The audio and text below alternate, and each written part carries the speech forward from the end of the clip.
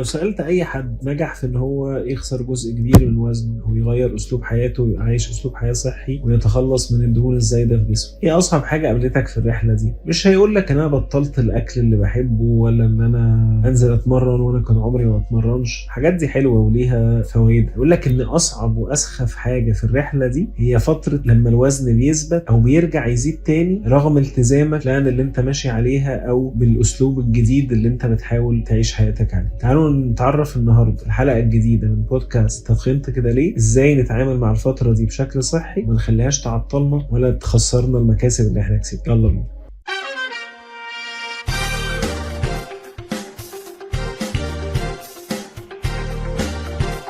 الحلقه اللي فاتت اتكلمنا كتير عن المشاعر، اتكلمنا عن ان قد ايه هي ممكن تاثر في سلوكياتنا وممكن تبقى هي السبب اصلا في زياده وزننا.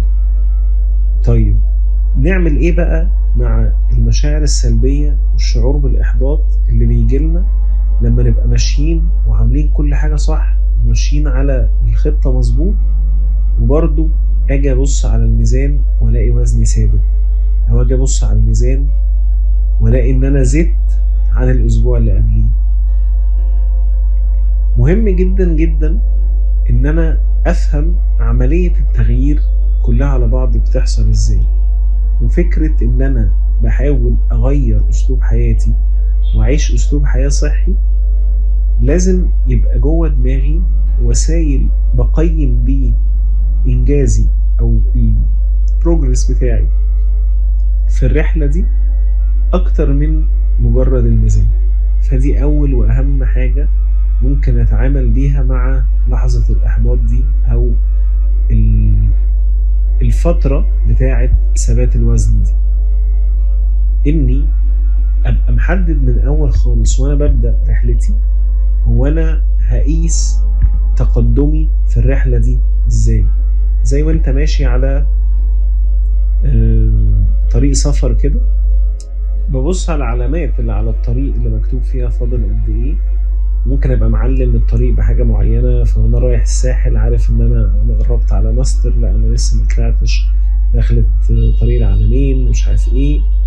فليا حاجات كتير بحيث لو فوتت حاجه فيهم اقدر برضو اعرف ان انا ماشي صح.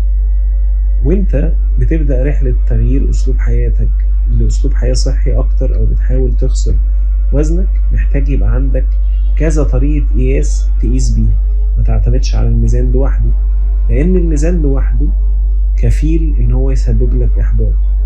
أولاً الميزان عمره ما بيبقى أكيوريت 100%، وطبعاً أكيد سمعت مني ومن حد تاني إنك لو هتعتمد على الميزان فبلاش تبقى بتوزن كل مرة في حتة.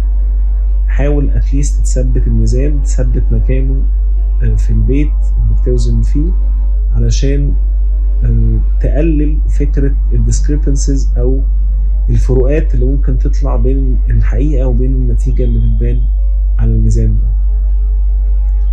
مهم يبقى معاك وسائل تانية زي انك مثلا تبقى بتشوف صور قبل وبعد كل اسبوع، كل 10 ايام، كل شهر، تبقى بتقارن ما بين والله انا كان شكلي كده في الاول وشكلي اختلف.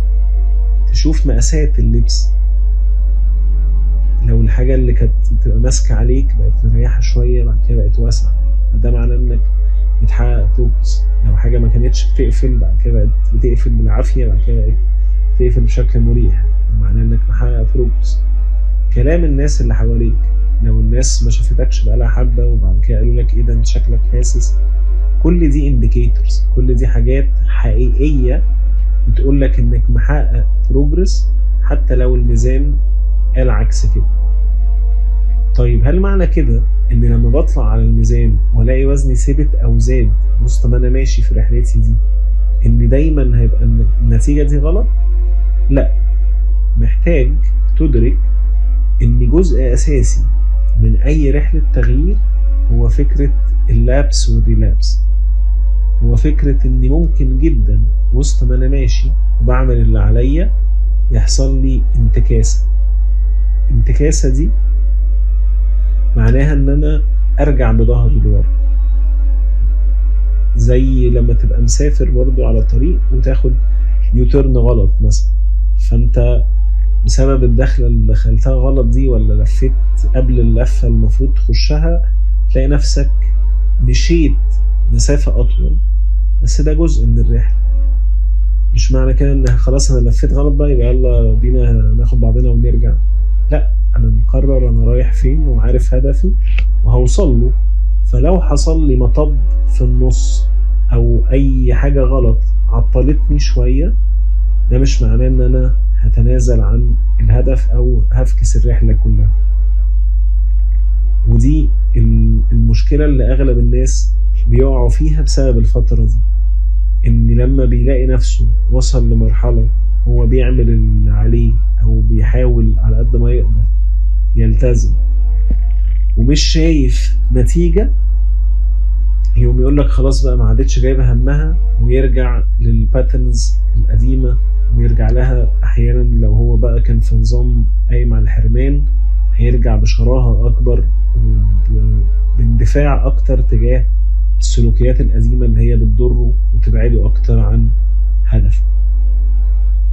فعندك لحد دلوقتي قلنا 2 اوبشن: يا اما ان انت محقق بروجرس فعلا بس البروجرس ده مش باين على الميزان، حصل ريديستريبيوشن للفات فشكل جسمك اختلف، فحقيقي خسيت ومقاساتك فرقت والناس شايفاك خاسس بس الميزان مش قاري ده.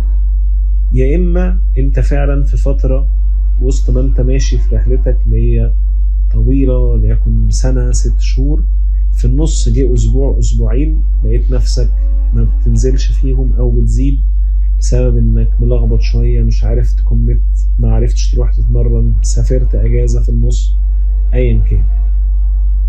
الجزء الثالث او الاوبشن الثالث ان يكون فعلا في ثبات في الوزن، ودي رخرة من الحاجات الطبيعية في اي رحلة خسارة وزن. رحلة خسارة الوزن ما بتبقاش يعني لو مرسوم على رسم بياني كده او جراف، مبقاش خط طالع لفوق طول الوقت اللي هو نجاح نجاح نجاح نجاح، ولا بيبقى خط النزول ثابت كده اللي هو وزني عمال ينزل ينزل ينزل.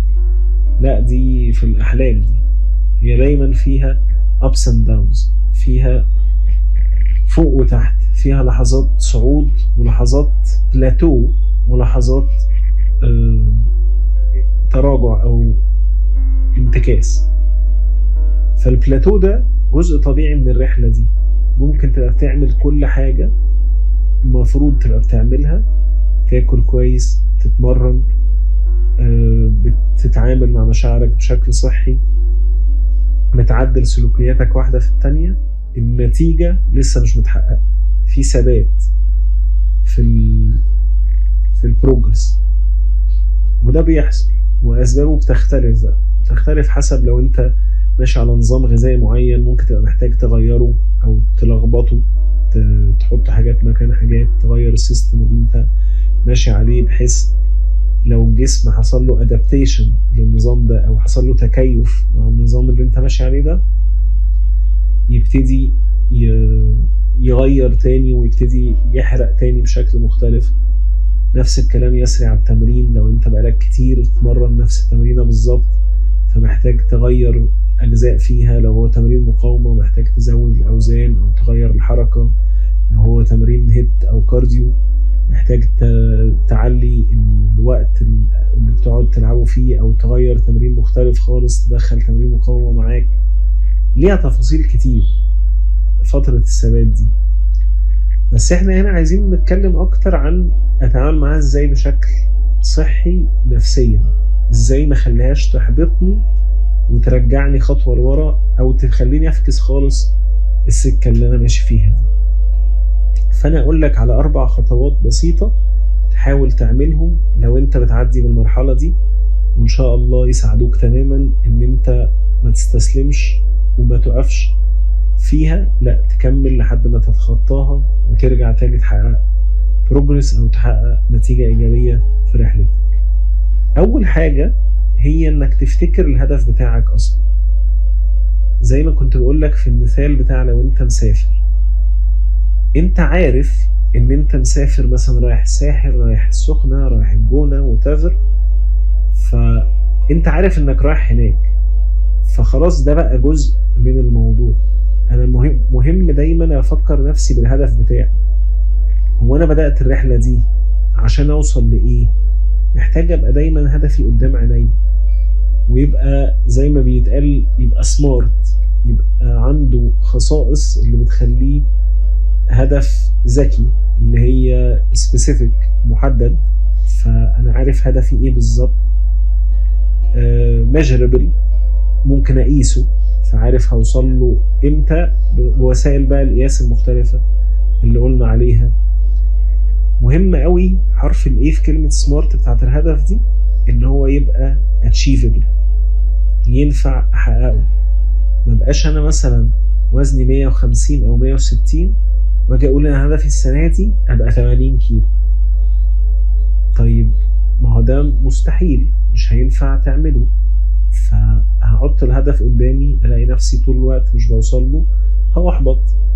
غير لما احط هدف معقول reasonable، ابتدي اتحرك عليه ويساعدني ان انا كل ما بحقق منه جزء اتحمس واتشجع ان انا اكمل الرحله. ودي الار بقى، ان هو يبقى رياليستيك، واقعي، ويبقى تايم باوند، او ليه اطار زمني، ليه تايم فريم. مش هدفي ان انا اخس 100 كيلو في المطلق كده، فانا طول ما انا عايش انا ماشي جوه الهدف ده. فبالتالي الحماسه بقى والزقه يعني شويه الضغط الحميد او الجود ستريس، يعني ان انا ورايا حاجه لازم انجزها، هيختفي. فبقى قاعد مأنتخ طول الوقت مش عارف انا بتحرك ليه. فمهم اعمل هدف، ومهم افكر نفسي بيه طول الوقت عشان لحظات الاحباط والانتكاس اللي بتحصل في النص دي. طيب تاني حاجة مهم افتكر كل المكتسبات اللي بكتسبها على مدار الرحلة دي. لو انا النهاردة بقالي 9 شهور، بقالي سنة بنظم اكلي، باكل كميات على قد احتياج جسمي، باكل خضار اكتر، باكل فاكهة اكتر، باكل سلطة اكتر، باكل حاجات طبيعية اكتر من الحاجات المصنعة، بعدت عن المقليات بقدر كبير، بعدت عن السكريات بقدر كبير، هلاقي فوائد كتير في جسمي. ممكن الاقي فوائد فرقت في نومي، فوائد فرقت في عصبيتي، فوائد فرقت في الجز على اسناني، فوائد فرقت في الوجع اللي في مفاصلي. ممكن الاقي فوائد عديدة للسكة اللي انا مشيت فيها دي. لو انا تجاهلت ونسيت كل الفوائد دي، بصيت بس على الرقم اللي على الميزان، يبقى انا بظلم نفسي وبظلم الرحلة اللي انا ماشي فيها دي. فمهم افكر نفسي دايما بالفوائد الكتير اللي اكتسبتها على مدار الرحلة. ثالث حاجة هي زي ما اتكلمنا بقى في الحلقتين اللي فاتوا، هتعامل مع مشاعر الاحباط دي بشكل صحي، اقعد معاها، اسمع لها، ما اجريش بسرعة واقول لا ده ما عنديش احباط ولا حاجة، او احاول ادفنها وادفسها بالاكل او باي كومفورت بيهيفير تاني. لا، احاول افهم هي عايزة تقول لي ايه، في نفس الوقت ما زقش نفسي تجاه سلوكيات محبطة او مدمرة للرحلة بتاعتي اللي مليانة انجازات. رابع حاجة، ويمكن تبقى اهم واحدة فيهم كلهم، هي ان انا ادور على الموتيفيشن بتاعي اصلا جاي منين، او المحفز بتاعي جاي منين. لو انت جيت لي نقعد مع بعض سيشن وقلت لي انا عايز اخس، هتلاقيني اول سؤال بسأله لك عايز تخس ليه؟ والمفاجأة ان ناس كتير مبقاش عندها اجابة واضحة على السؤال ده. بيقول لك ما انت مش شايف يعني؟ فلا، الإجابة على السؤال ده مهم تبقى طالعة من جواك انت. لو انت الموتيفيشن بتاعك تجاه هدفك، لو انت المحفز بتاعك تجاه هدفك هو حاجة طالعة من جواك، ده هيخلي الهدف وسعيك ليه sustainable أكتر، هيخليك قادر على انك تصبر على لحظات الصعوبات اللي هتقابلها في الرحلة دي وتحقق هدفك فعلا. بينما لو الموتيفيشن المحفز بتاعك external، اللي هو انا عايز اسكت الناس، ما هم اللي بيقولوا لي، ما هو انا جوزي اللي جايبني اصلا انا مش عايز اخس، ما هي امي اللي ما بتبطلش زن. كل الاكسترنال موتيفيشن ده نفسه قصير، فمع اول لحظة احباط هيبتدي يكويستشن الهول جيرني، هيبتدي يقول لك هو انا عليا من ده بايه؟ طب انا اصلا بعمل ده في نفسي ليه؟ لا انا ما استاهلش كده، لا انا عايز ارتاح وانتخ. فيحبط، ومع اول مطب ولا تاني ولا تالت يهد كل اللي بناه. افتكر الاربع حاجات دول مع بعض، فكر نفسك بهدفك، بص على الانجازات الكتير اللي حصلت لك، اتعامل مع مشاعر الاحباط بشكل صحي، وبص على الموتيفيشن بتاعك جاي منين، وان شاء الله تقدر تتعامل مع اي لحظات انتكاس في رحلتك للتغيير بشكل صحي وجميل. اشوفكم في حلقة جديدة بودكاست انت تخنت كده.